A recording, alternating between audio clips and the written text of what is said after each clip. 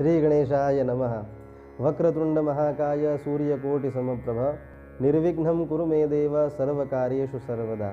सर्वमंगल मांगल्ये शिवे सर्वार्थ साधिके शरण्ये त्र्यंबके गौरी नारायणी नमोस्तुते। संस्कृत ज्ञान सुधा की ओर से आप सभी को नवरात्रा की हार्दिक हार्दिक शुभकामनाएं। आज हम यहाँ पर जानेंगे कि नवरात्र में क्या कार्य विशेष रूप से किया जाए। तो नवरात्रा जो है इसके अंदर देवी की आराधना विशेष बताई गई है और 4 नवरात्राएं हमारे प्रतिवर्ष आती है।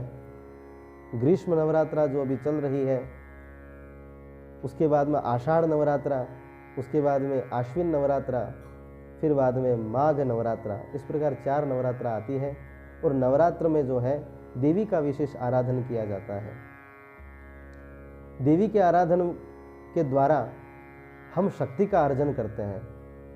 हर व्यक्ति को बल प्राप्ति की आवश्यकता होती है। शक्ति के बिना हम कोई भी कार्य नहीं कर सकते। बिना शक्ति के आंखें नहीं देख सकती, बिना शक्ति के बुद्धि नहीं चल सकती, बिना शक्ति के चेतना कार्य कर ही नहीं सकती। उस चेतना को चलाने के लिए शक्ति की आवश्यकता होती है और हमारे ऋषियों ने हर जगह शक्ति की उपासना विशेष तौर पर की है। या देवी सर्वभूतेषु शक्ति रूपेण संस्थिता नमस्तस्यै नमस्तस्यै नमस्तस्यै नमो नमः। ऐसी अनेक स्तोत्र, अनेक मंत्रों के द्वारा हमारे ऋषियों ने विशेष आराधन किया है। यहाँ तक कि ब्रह्मा विष्णु महेश भी उस महामाया का विशेष आराधन करते हैं। तो चलिए आइए आज हम जानते हैं कि हमें इस नवरात्र में क्या करना चाहिए। दुर्गा सप्तशती में बताया गया है कि कौन सी तिथियों में देवी का आराधन करने से विशेष फल प्राप्त होता है। उसी में दुर्गा सप्तशती के 12वें अध्याय में बताया गया है, अष्टम्यां च चतुर्दश्यां नवम्यां चैक चेतसः श्रोष्यन्ति चैव ये भक्त्या मम माहात्म्य उत्तमम्। जो कोई भी मनुष्य भक्त अष्टमी, चतुर्दशी और नवमी को मेरे महात्म्य को सुनता है अथवा मेरे महात्म्य का गान करता है, पाठ करता है, उसको मैं विशेष फल प्रदान कराती हूँ। उसमें भोग की प्राप्ति की इच्छा हो तो भोग मिलता है, मोक्ष की प्राप्ति की इच्छा हो तो मोक्ष भी मिलता है। इसी विषय में जब हम देवी के आराधन की ओर बढ़ते हैं तो हम सभी को ज्ञात है कि देवी के आराधन में विशेष जो मंत्र है, नवारण मंत्र, समुचित रूप में सभी को इसके बारे में ज्ञात है, मालूम है, परंतु इसका अर्थ किसी को मालूम नहीं है। सिद्ध कुंजिका स्तोत्र में इसके बारे में विशेष बताया गया है। ऐंकारी सृष्टि रूपायै ह्रींकारी प्रतिपालिका क्लींकारी काम रूपिण्यै बीज रूपे नमोस्तुते। ये सारी सृष्टि जो है, ध्यान देने योग्य बात है, ये सारी सृष्टि 3 गुणों से बनती है, सत्व गुण, रजोगुण और तमोगुण। इन तीनों के अलावा किसी भी गुण से ये प्रकृति बन नहीं सकती। और यही 3 गुण जो है महाकाली, महालक्ष्मी और महासरस्वती है। ये तीनों गुण एक दूसरे के साथ मिक्स हुए हुए हैं, मिले हुए हैं और इसी से सारी प्रकृति बनती है। हम जो कार्य करते हैं ये इन्हीं तीनों गुणों के अंतर्गत करते हैं।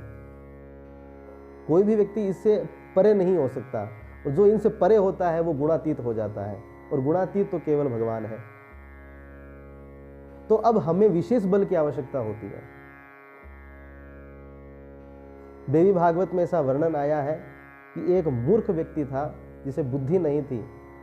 अंत में उसको गांव से निकाल दिया गया और भूलवश उसने एक दिन आई आई आई ऐसा जप किया और आई आई आई जप करने से, केवल इतना करने के मात्र से उसे संपूर्ण ज्ञान प्राप्त हो गया।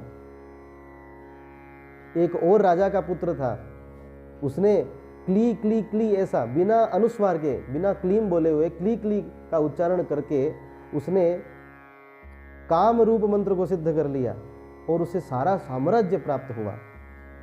विचार करने की बात यह है कि हमें कहीं और जाने की आवश्यकता ही नहीं है, किसी और मंत्र की शरण लेने की आवश्यकता ही नहीं है।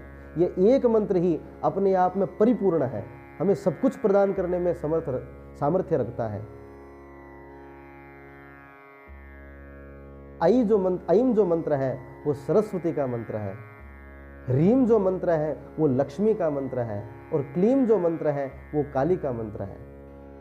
और ये तीनों गुण ही मिलकर के इस सारे संसार को बनाती हैं, चलाती हैं और फिर बाद में इसको डिस्ट्रॉय यानी कि प्रलय जो होता है वो भी इन्हीं गुणों के माध्यम से होता है। विचार करिए, कोई चीज एक बार बन गई और चली जा रही है तो फिर बाद में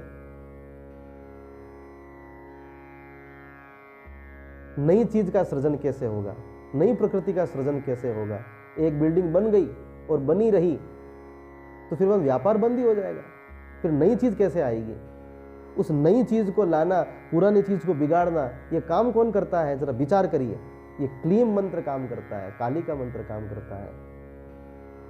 और चीजों को बनाए रखना, उनका पालन करना, ये कौन करता है, ये ह्रीम मंत्र काम करता है, लक्ष्मी का। और इन सब चीजों को बनाना, किस प्रकार करना, सृजन शक्ति, ये कौन करता है, ये ऐम यानी सरस्वती काम करती है। इस प्रकार से ये तीनों जो बीज मंत्र है एक ही स्थान पर आ चुके हैं, एक ही मंत्र में सब कुछ है, इससे परे कोई भी नहीं है।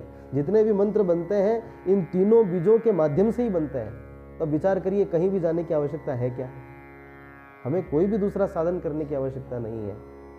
आने वाली अष्टमी और नवमी को जगदम्बा का विशेष पूजन करके 11, 21, 31, 51 जितनी श्रद्धा, जितनी शक्ति हो सके इन मंत्रों का जप करें। और जप करते करते जो आप चाहते हैं, जो कामना आपके मन में है कि हे जगदम्बा मुझे ये आशीर्वाद प्रदान करो, वो जगदम्बा निश्चित तौर पर हमें प्रदान करेगी।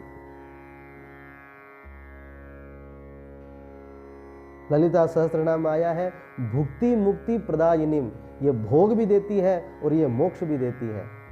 हमें कहीं भी जाने की आवश्यकता नहीं है। आने वाली अष्टमी को आप सभी केवल और केवल एक मंत्र का श्रद्धापूर्वक कि भाई ऐम ह्रीम क्लीम चामुंडा जय विच्चे, इस मंत्र का जप करें और जगदम्बा का विशेष आराधन करें। फिर मंत्र सुनिए, ओम ऐम ह्रीम क्लीम चामुंडायै विच्चे। इस मंत्र को शुद्ध उच्चारण के साथ, शुद्ध भाव के साथ, भक्ति के साथ परिपूर्ण होकर के जप अवश्य करें, आपको अवश्य लाभ होगा। जय श्री कृष्ण।